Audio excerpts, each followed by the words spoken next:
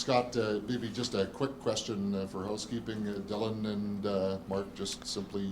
Yeah, I just got little things, just Yeah. banged up here, so just give them a day off. Actually, we're just going to meet at the plane tomorrow, so just give them a couple of days to get ready for Pittsburgh.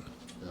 One thing I meant to ask you about, and it's a little bit off the track, but just there was a couple of instances last night where you put Gabe Vilardi into the face-off circle, or he wound up in there, and did a pretty good job of scrambling the draw on a night when you were getting, you were coming out the short end of that.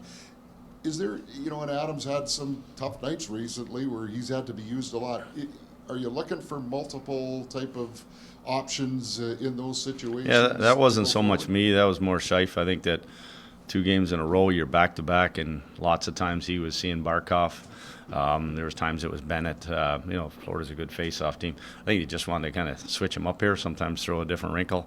I think that one area we've actually, our numbers have gone up that we keep for face-offs, and I think that it's just something that we're continuing to work at. If guys are having an off night, the odd time somebody else jumps in there just to change things up a bit, just for puck possession.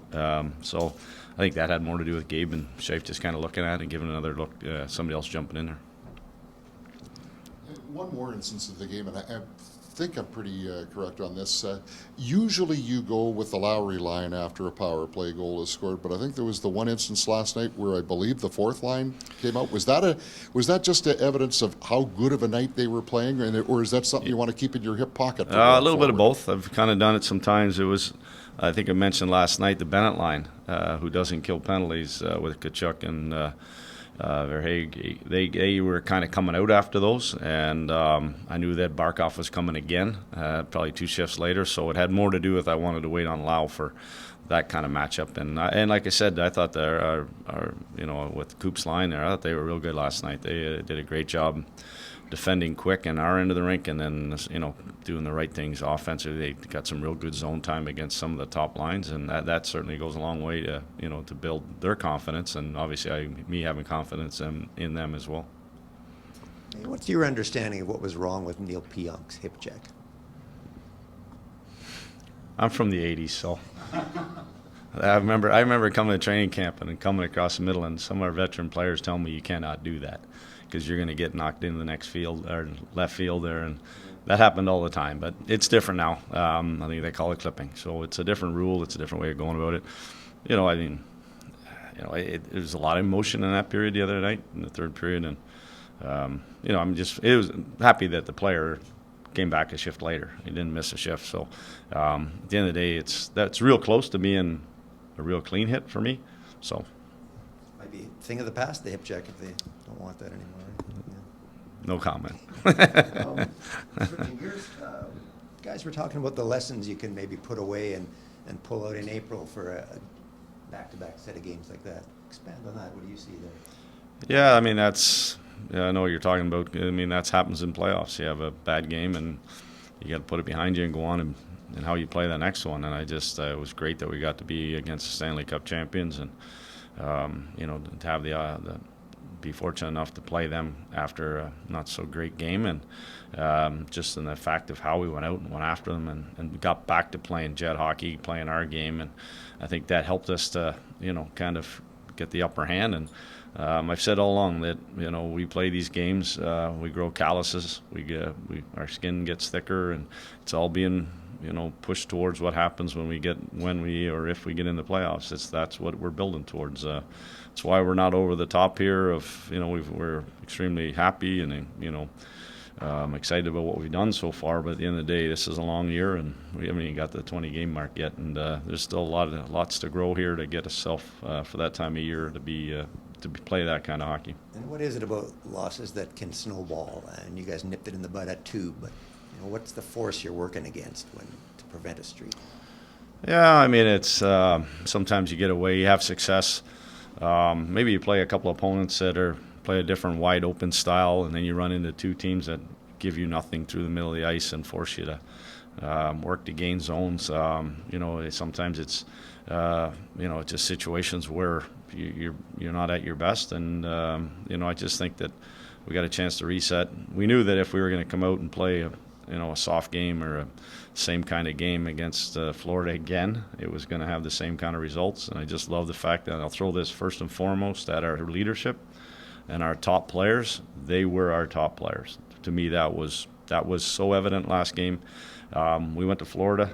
Their top players were there, without a doubt, were their top players. And I just love the fact that our guys, our leaders all stepped up and they led by example. They talked amongst each other. Obviously, they weren't happy with how things went, and we got the results that we needed.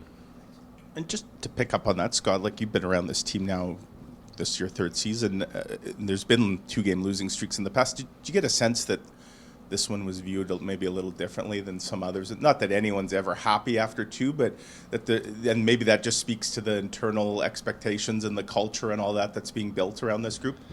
Yeah, I mean, since training camp, we talked about our compete, and we talked about, like I mentioned, growing calluses and getting grittier in these kind of games. That was 2 Stanley Cup champions.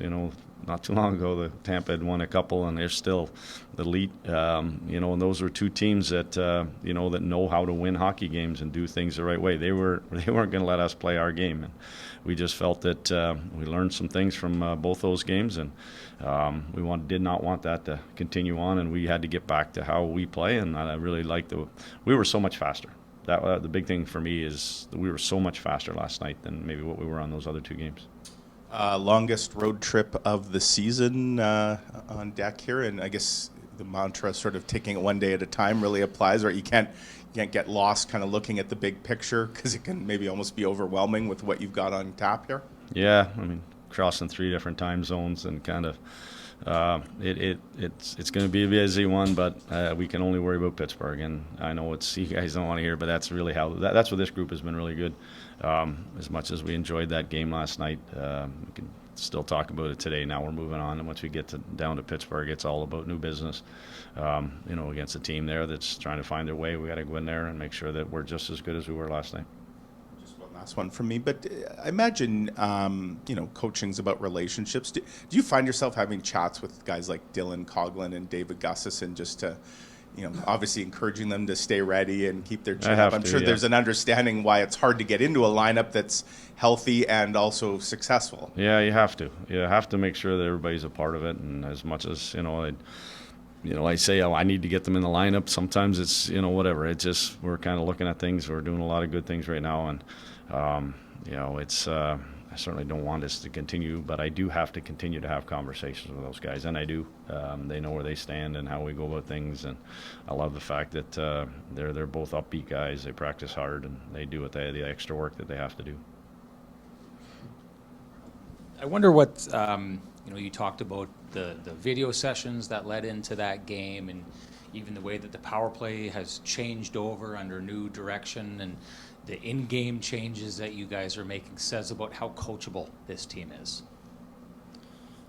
Yeah, I think that's kind of been, for me, I would say the last couple of years, they recognize that, we've brought in sort of a style of play that they've proven to themselves that actually has success. And there's areas that obviously we have to continue to get better at, but at the same time, mentioned often, the buy-in that we get from our leadership group starts right there. It does. It really does. If they don't want to play this style, if they don't want to play this way, you're going to kind of be pounding your head against the rocks there. So at the end of the day, those are the guys that recognized, as much as I had a meeting with the players. I've had a meeting with players almost every game or every other day or whatever it is. We have lots of meetings, but at the end of the day, I probably didn't have to have the meeting. They all knew. I knew that there was going to be a better product on the ice last night. Our group, like I mentioned, our leaders they took charge as well. And first they led by example, and then they dragged a lot of other guys along with them. Sorry, last one, Scott. Jim Montgomery gets fired yesterday in, I think, 41 losses or something over the last, just an incredible record, and yet it's just a reminder of... Why am I in this business? Yeah, exactly. Basically, yeah. I know the coaching fraternity's a tight one. Imagine when something like that happens, it kind of hits everyone. It's an interesting business we're in, and it's been like this. The trend has been like this for the last 5-6 years, and he's got a 714 winning percentage. Whatever. I mean, he's a great coach. He's going to be back into the game, and every team, every circumstance is different, and so I talked to Monty. He'll be, like I mentioned, he'll be back up and running here, I think, fairly soon. And at the end of the day, it just comes with the territory. This is the job you take on, and you hate to see it, but it is part of it. You said you talked to him. I know Rick last year and over the last 2 years, when guys would get fired, he'd talk about that he'd always make a point of reaching out to colleagues. Is that just a common thing in the coaching fraternity? Yep, for sure. It's not just when you get fired either. There's certainly lots of stuff going back and forth when you're having success or you're having a tough goal. There's lots. I think because we have we see each other at the draft. There's lots of guys that work with each other over the years, different things. There's a good sort of camaraderie, and when the games start, we don't like each other, but at the end of the day, it still is. Guys work together well.